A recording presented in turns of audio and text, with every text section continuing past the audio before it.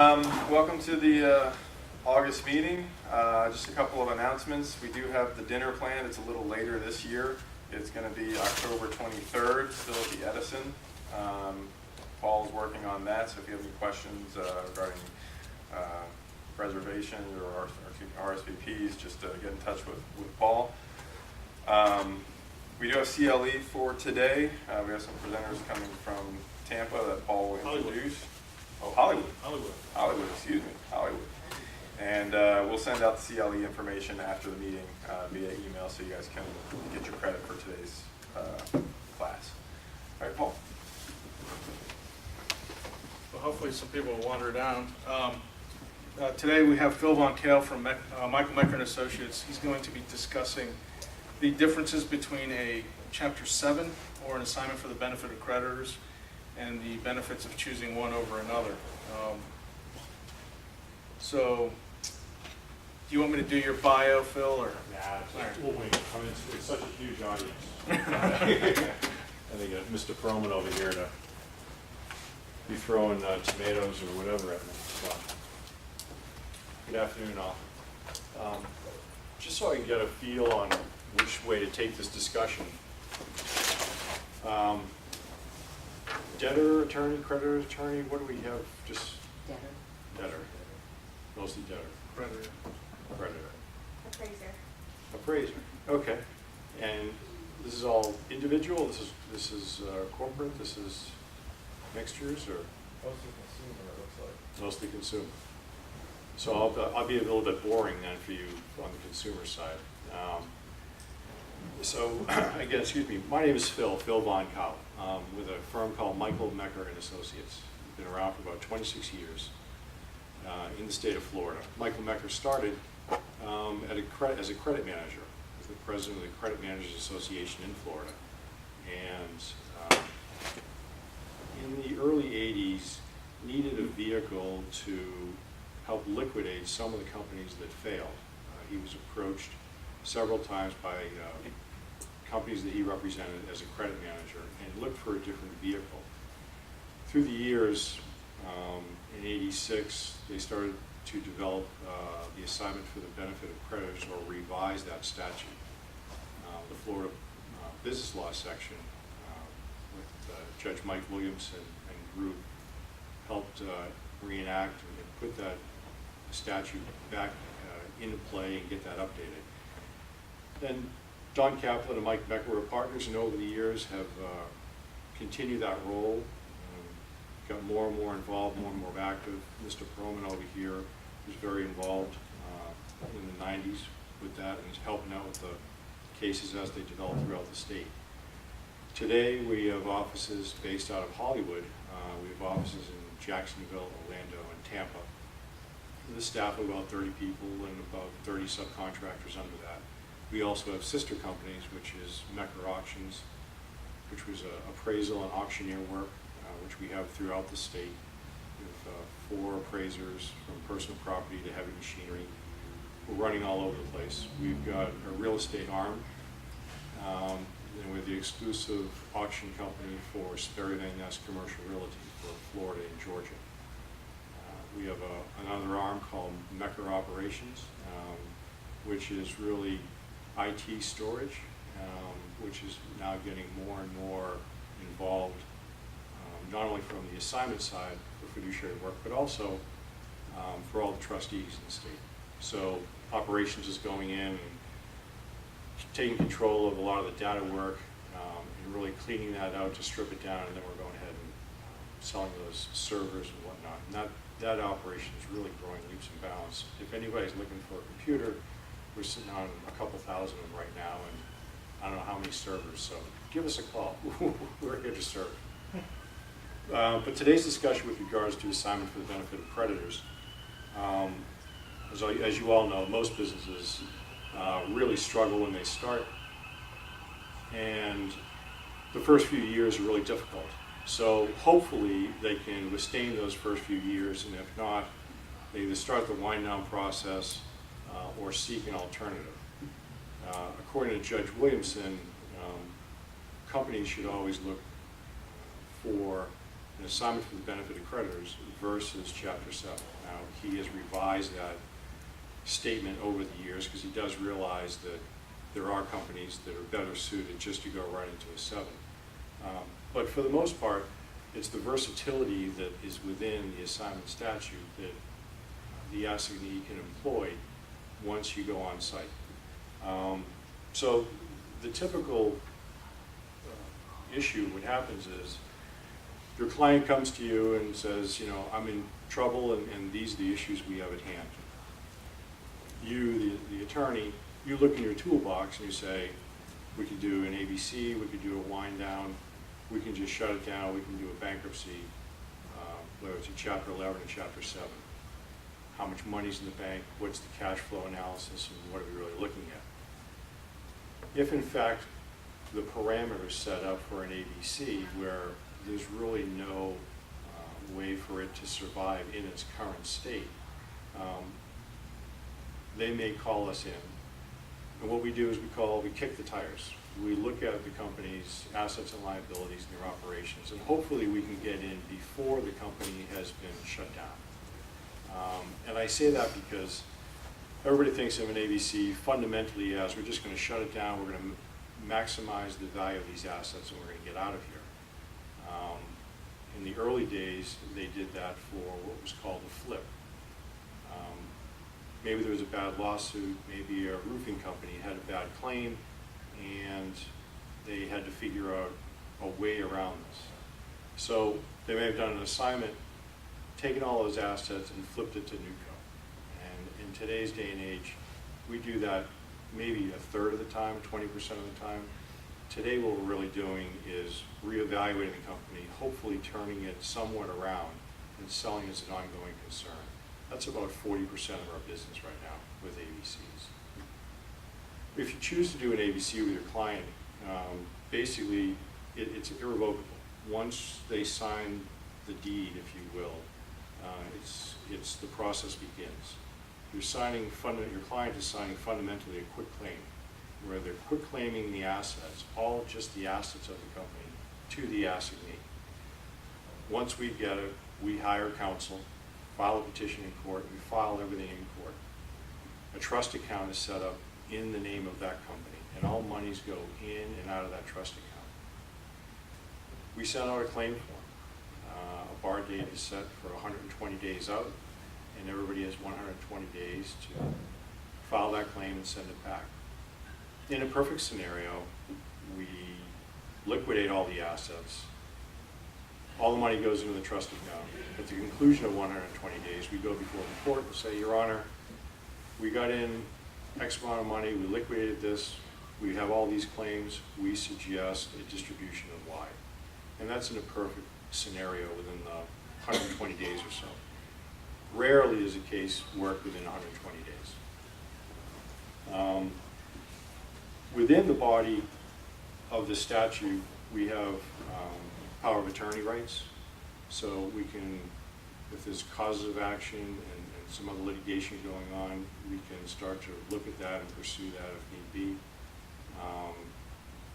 And in today's legal environment, it seems to be more and more legal to almost every aspect. There's a lot more fraudulent transfers that we're seeing, that we're seeking out. We try to get in and out as quickly as possible, but a lot of times maybe creditors or employees maybe bring things to our attention, and we say we've got to go down this road and at least look at this. So we break open the can opener, if you will, and we start to look at all the books and records of a company, and that's a standard process that we do, just to find out, to make sure there's no gold in the backyard, so to speak. One thing that in the assignment petition itself, it's styled the name of the company versus Phil Von Kahle, or whoever the assignee is. Beware that when you find an assignee, you hire an assignee that you choose and pick, there's a lot that goes with that. And one side note I can tell you is that having done hundreds of these over the years, when it's a company versus Phil Von Kahle, and a police officer might pull you over because you might have an expired ticket, expired tag, and does a quick check with you in Broward County and sees that you have a lot of legal actions against you, like hundreds and hundreds, the police officer walks up to you with cuffs and says, can you please explain yourself? So when you're a fiduciary, be prepared to say exactly what your pitch is and what's going on, because in the computer system, there's a lot of background on me right now. It can get kind of awkward. So, there's no automatic stay in an assignment, which is the biggest difference between Chapter 7, Bankruptcy, and ABC. So that can be good and bad. It depends on how you play, it depends on how aggressive the other party is, if there's a judgment already in play, if you're trying to stay that off, or if you're just going to go ahead and accept it. But that's something that you've got to be aware of as far as all the other legal pleadings going on there. Once you get the assignment itself, you're looking at the actual assets themselves, the value. What is this room worth right now? And a quick thought in my head, we probably have, $2,000 worth of value in this room, a liquidation value. So then what's the creditors? Is there a secured creditor? And yes, there's a secured creditor for $10,000. Now this becomes a assignment for the benefit of the secured creditor. And we've got basically the option of working with that secured creditor saying, we are going to go ahead and liquidate these assets for you, or we go ahead and abandon the assets to the secured creditor. That can be real property, that can be leased equipment, copiers, phones, whatever. Most of the time, the secured creditors will work with us. What's the plan? What do you intend to do? What's really going on? The new provision within the statute allows these assets to need 45 days to operate the company. And as I said before, if we can get a hold of the company before it shuts down, the better it is. There's been numerous times where we walk in and we just see there might be bad management here. The owner is still taking too much money out of the company, with the downturn of the economy, and they're still trying to live to their standards. We've had a case that closed last year where we had American Document Management. They had some great contracts with Eli Lilly, scanning paperwork from around the country, and it was a great little company. And quite frankly, the owner, she was just in her way. We had a secured creditor. Wells Fargo was in there for close to $1 million, and we basically forcibly asked the owner to leave, sit down with the employees. We had a discussion with the creditors themselves and the customers. Did a turnaround of the company and paid off the secured creditor in about a year's time, Ron? Did we do that? And had a just full distribution to all the unsecureds for about $1 million. And a lot of times we will see that we can do that. Now, can we get everybody paid 100 cents on the dollar? No. But there's a lot of times where the owner sometimes is just too close to it. Or, bad things happen to good people. We've all seen that in this trade. So if we can somehow extract or remove that one bad item, maybe we can get this company revised. A lot of times, management or the owner of the company is not only as crucial as a critical vendor, but also is the business themselves. Sometimes that owner or key employee is one of the best assets in the company, and they walk out the door at 5 o'clock every day. But there's a book of business and there's goodwill that goes with this. So maybe we take the intellectual property and we carve that to the side, and we see that there's still a book of business and there might be still some receivables out there. And is there a way to revive this company, but keep this employee maybe as a consultant to what we call NewCo, or the company that acquires it? That's getting more and more popular right now. We've had two cases, I've had two cases in the last 2 weeks where we've got employment attorneys basically have gone after companies for lack of non-payment of time and a half. Same law firms on both sides have buried both the companies. They've actually gone to a bankruptcy attorney afterwards, who happened to come to me, and we realized that there's a pattern here. We've got two law firms on both sides of the fence who are basically killing these small companies. So we've got two assignments going where we're going to be able to revive the company, but they just can't afford a $250,000 hit when it comes to damages for something that they may or may not have done. They've had accurate backup records. We've already looked at that.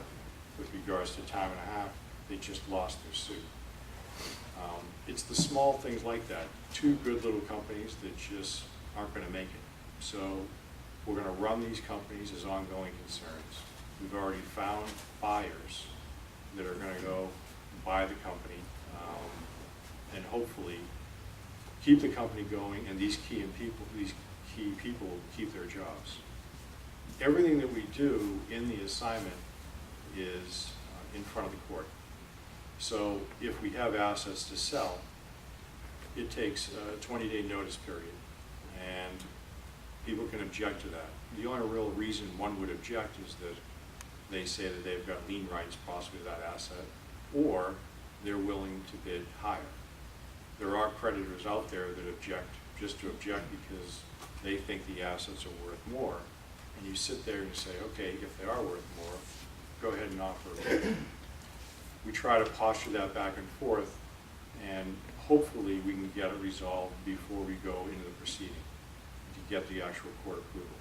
After the court approval, we create a bill of sale, complete the transaction, and move down the road. Today's day and age, people are just objecting just to object. So most of the stuff we've done is on motion calendar. However, with all the objections of late, sometimes you might need 10, 15 minutes, and in other parts of the state, you know sometimes how difficult it is to get in front of a judge even for 10 or 15 minutes. That can be cumbersome if we're still trying to run the company as an ongoing concern, especially trying to stay cash flow positive. The critical vendors is one thing I mentioned that's affecting us all, which I see that more of a pattern throughout the state of Florida. And that one big critical vendor is landlords and insurance. Two of the biggest killers. The insurance companies have grouped it together so that you've got to pay for this umbrella and insurance premiums that may be in arrears, and we try to negotiate or cut deals with that. Landlords, you know, they bought the property, they're in probably upside down, they've got insurance needs. So it's reaching out to the insurance and the landlords or find out what the status of them almost from the onset to figure out what we can do with this company and or the assets. If not, if we can't do anything positive, then we got to pack everything up and move it to a central location and auction at a later date. But insurance throughout the state is consistently one of the biggest problems. We see more activity right now from a State of the Union side. Activity in South Florida, I think, is starting to pick back up. We see more action activity right now in the Jacksonville market. The Panhandle itself is picking up because we saw the people who got those BP claims up there basically have used them up, the quick claims that they got. So they have already burned through that money. They didn't go through the recession or were not as hurt as many others were. So we're seeing some activity pick up there as well. You, obviously, in your market, we're still doing a lot of real estate in this market. I've got several cases over here. But I do start to see some activity as well. Not as much as the rest of the state, but I do start to see some activity. With the opening of the Panama Canal and what's going on in Port Miami, Port Everglades, Port Canaveral, we think that there's going to be more business going on, which will strengthen at least that side of the coast. How it affects the rest of the state, no one knows. One of the benefits that I keep going back to that we're challenged on is that I've only seen a couple, and maybe you can correct me if you've seen this differently, but I've only seen a couple issues when a Chapter 7 case is actually being run. In other words, the company is still operating. And that's the fine line that we're walking in right now. We're not equivalent to a Chapter 11, but we're trying to treat an ABC like that. We're equivalent to a Chapter 7 in many ways, but we're still operating. Have you guys ever seen a Chapter 7 operate in your market? I'm just curious. Yeah? Occasionally they do. Successful? I mean, does it work, or? Well, it ultimately ends up in liquidation, but I've seen it carry on for a period of time. And then dip down, just cut it. Again, it works if we can just stay cash flow positive. But I've only seen that done twice in the state, but interesting has been done here. A couple of points, everything else pretty much mimics that of the bankruptcy with regards to wage claims, tax claims, the actual secured creditors, the administrative expenses. Landlords have rights. They can file a claim for about 1 year. The employees have rights for $10,000 per employees. There are reclamation, which mimics that of bankruptcy. There's deposit, which claims up to the $2,200 change claim amount, which is consistent. And so when you're looking at that, the question is, when you're looking at your client, the Chapter 11 itself, can they afford you? Can you afford it, and can they get out of it? When you look at an ABC, can you struggle and get through it, which most of the time I think that you can. But you got to pick your assignee correctly. We have cleaned up several assignees and receiver jobs throughout the state over the years. And you have to make sure that your assignee and receiver are obviously qualified. There's a lot that goes on when you take over the process. Who's locking down the place? Who's got the security? Who's got the security on the IT equipment? Who's captured all the customer list that's coming off that? Are employees going rogue? The insurance is in place. Has the taxes been paid up or not? Are your key customers in place? All these things have to take place right away. Communication with the secured creditors, finding out exactly what's going on. And all those things have to take place right away. Again, utilities.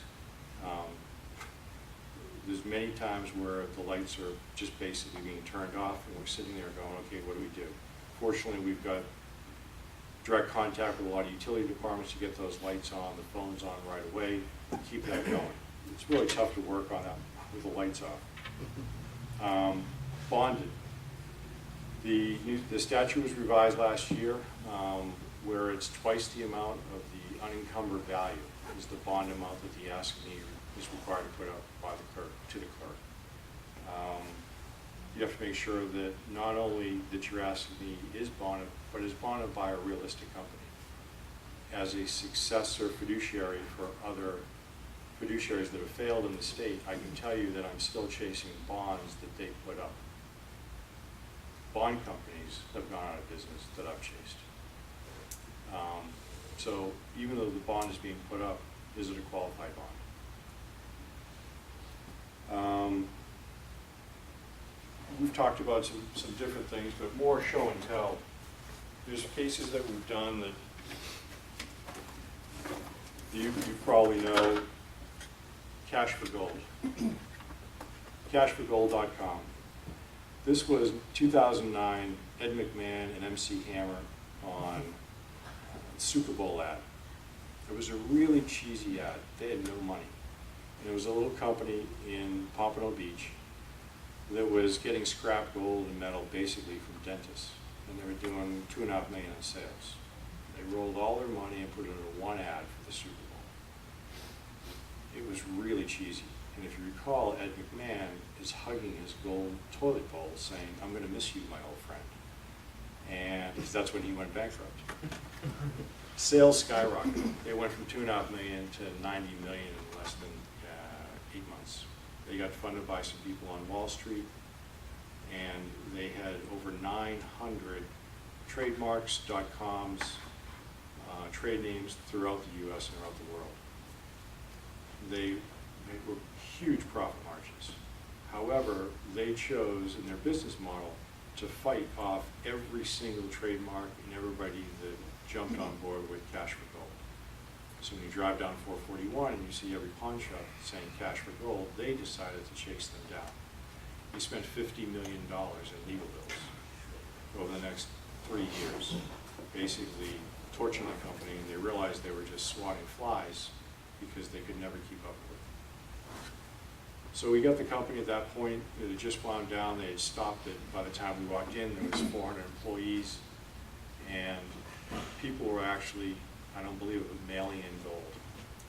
So our office decided, okay, let's just still run this thing, because gold was still coming in the mail. The problem was the mail trucks were being ripped off and held up.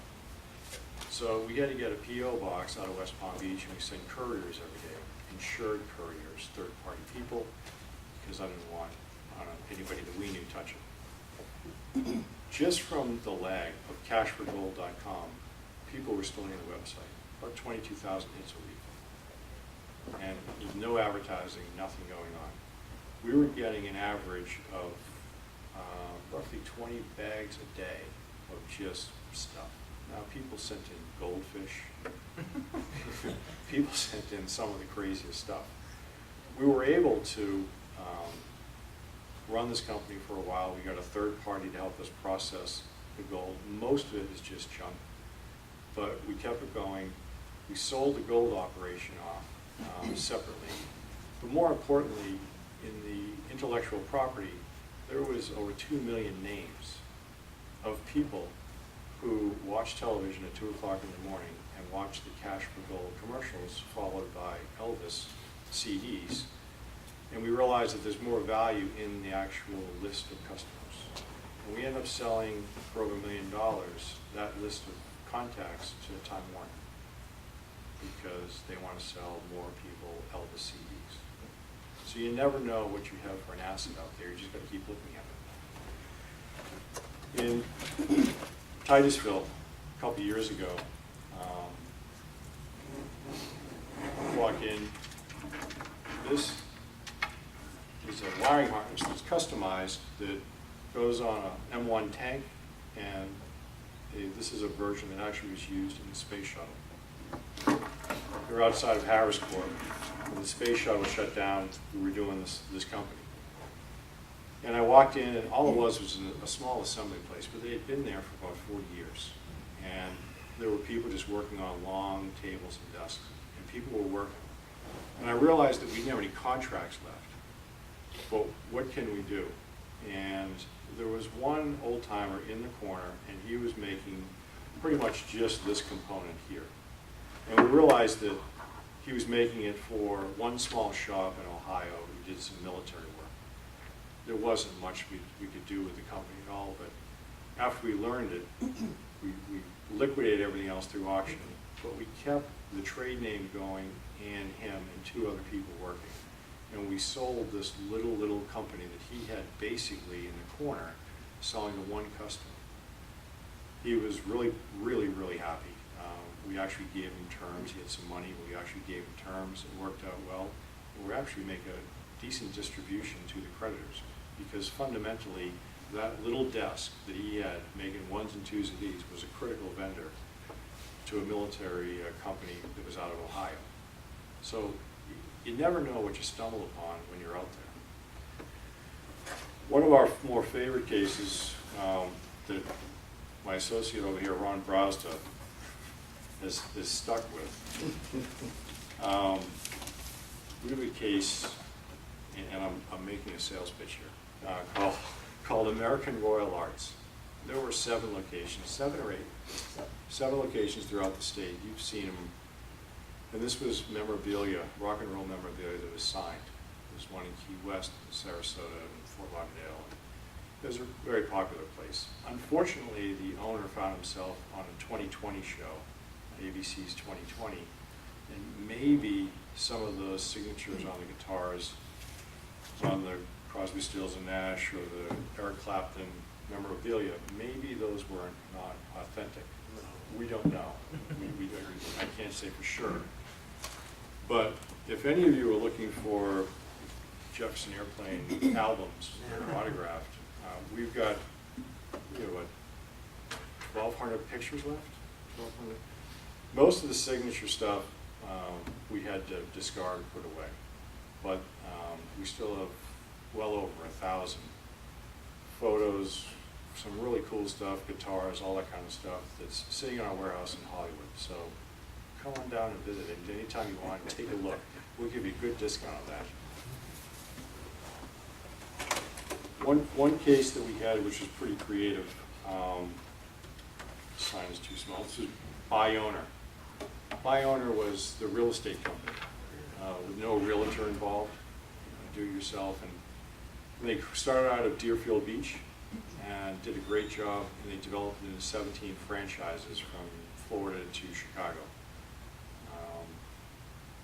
They decided in the mid-2000s, when real estate was booming, to go ahead and buy these franchisees back. They were doing roughly $400 million in sales.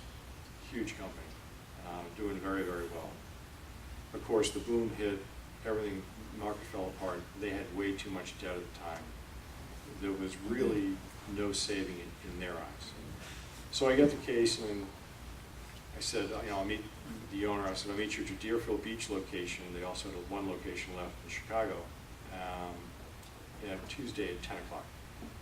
And I go over there and I walk in, and in the lobby, there's about 20 or 28 people or so, employees, still just there, waiting for me to walk in. The owners are there. They're all saying their goodbyes, and they're all walking away. And it's a sizable office building. And I had staff walking in the exact same time in Chicago.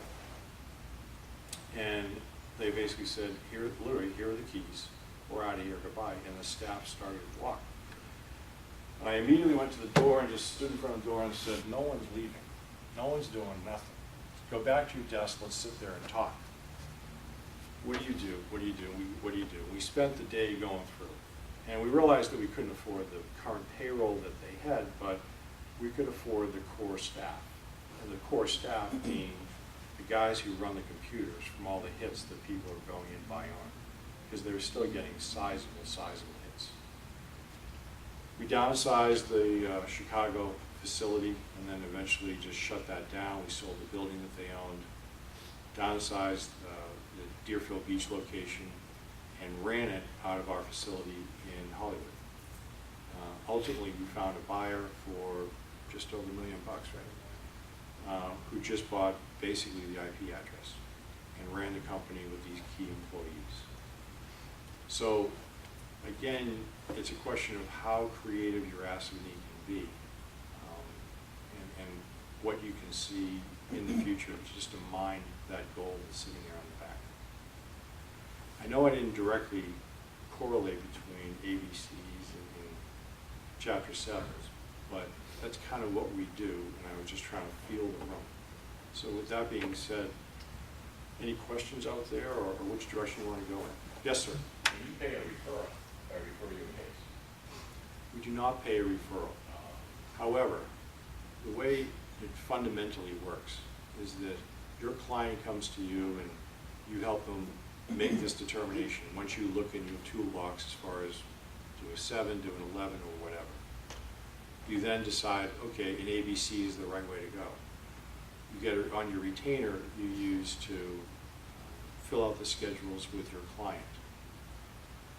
Your only other requirement of the client is to sit for a deposition in the first 30 days of the assignment.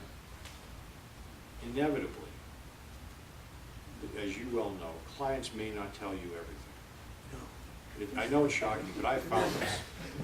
So a lot of times my counsel has to reach back out to you, and you're doing more work than what your retainer is for. So it is common, very common, that when we wind up the case and we do close the case down and make a distribution and ask these fees, ask these counsel's fees, it's often that we will also ask for passive Norse counsel fees because maybe they've gone over and above. You said you come in and clean up roles where you're taking over as an S&E, is that correct? I have done that. I have done that. How far into the process usually are you called to rescue an ABC that's not? I've been called into an ABC usually when the money's missing, so it's usually after the bar date, from 120 days out to a few years. Unfortunately, we had a couple of high-profile fiduciaries down in southeast Florida that went bad, and I picked up most of their cases. Was it bankruptcy? Was it bankruptcy case? Those were assignments and receivers, and 2 bankruptcies, 1 bankruptcy here in the Middle District. Without the automatic stay, how do you handle multi-jurisdictional litigation issues if you're being sued everywhere across the country? Bring it on. What are you going to do? We just basically lay down, and we sit there and we look at it and going, okay, what's our exposure? We're not going to fight it. At the end of the day, if we can't make a full distribution, it's not going to matter anyways. The debt's just going to stick with that shell, and we're moving those assets and selling to somebody else. So we really don't, we evaluate it, but for the most part, we don't fight it.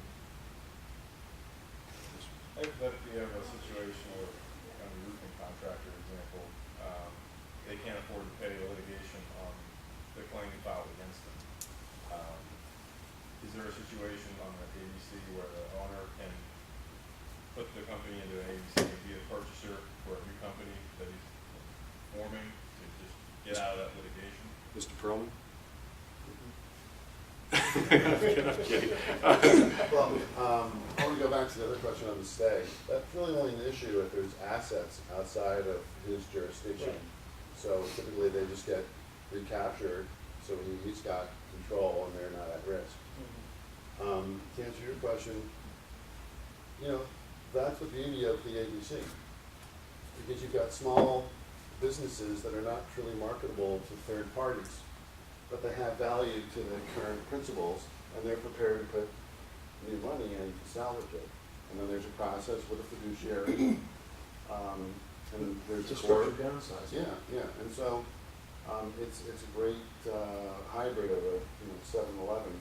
There's really nothing there for the real small cases that can't afford the fees, can't afford the time, and hence, here it is, and here's the solution. So the short answer is yes, there's 10 different ways to structure it. The answer is yes. Yes, sir. If a creditor gets a judgment somewhere, can't they go after the assets that were deeded to you as a fraudulent transfer? No, because I already have I then have the assets. They may become the secured creditor. But that's pursuant to court order, you have the assets, so that's why. The assets have been quick deeded, and there's this per statute, I now have those assets. Per Right. statute. But what's the 7%. difference between that and somebody just transferring your assets to you? This is done under statute. It's coupled with an obligation, you have to then distribute. Correct. Where it's really, if they're then the judgment creditor, they might be the only secured creditor now, so it's an assignment for the benefit of that secured creditor. Okay. Did you ever run into a situation where creditors decide they don't like the way things are going, so they put you in involuntary bankruptcy? Well, the first part of that is that creditors never like that. But if you reason with them and explain the process, you can get them to pay. I've been thrown into involuntaries 5 times in 12 years. 3 of them, the bankruptcy court, said the asking stays, and 1 I lost, and the other one, quite frankly, it should have been a bankruptcy. It was a pretty dirty deal, and I voluntarily said yes. But for the most part, we're parallel to that of a trustee, and we do the exact same work. Are you on a priority, back up this question, are you on a priority level of payment on the assets to the secured creditors or the judgment creditor that would have been able to execute on them and gotten potentially more money if you weren't involved?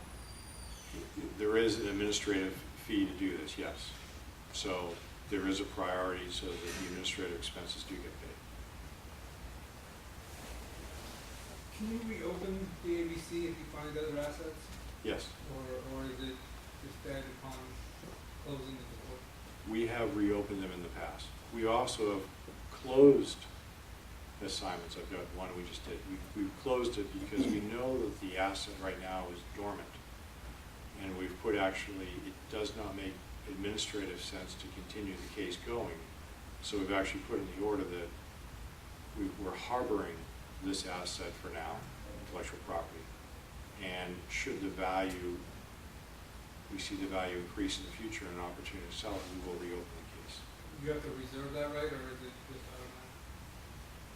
automatic? We generally reserve it, it's not automatic.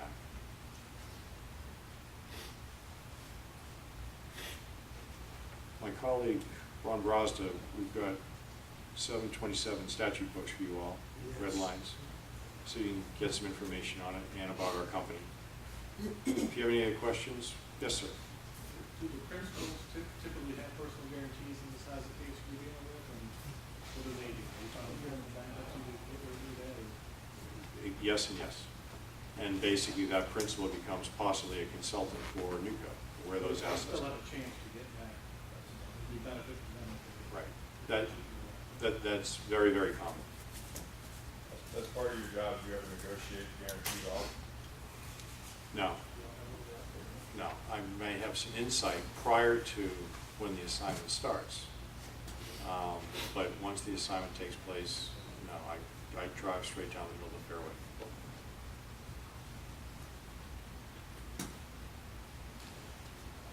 Perfect. Well, I thank you all for inviting me here. I appreciate your time. Have a great day. Mr. Perlman, thank you for your assist.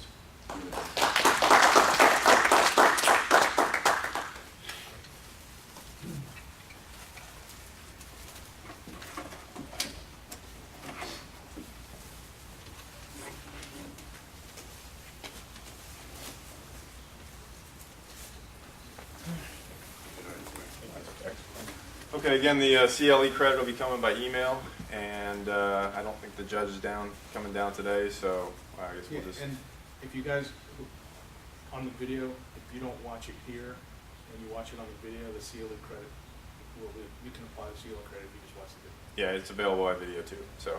And Dave, just a reminder, the bankruptcy liaison committee is going to be meeting for the business law section of the bar, meeting down at the Ritz on Friday 4 in p.m. Naples. And I don't know if you, I've already talked about it, but the proceeding supplemental statutes being discussed by that committee, amendments to the proceeding supplemental. Didn't it just get amended? They maybe did already. I know there was a committee working on the amendments that They've been were working on it. recommended. Yeah, I believe it just got amended this past July, or July 4th, July 1st. So I'm dealing with it right now. Okay.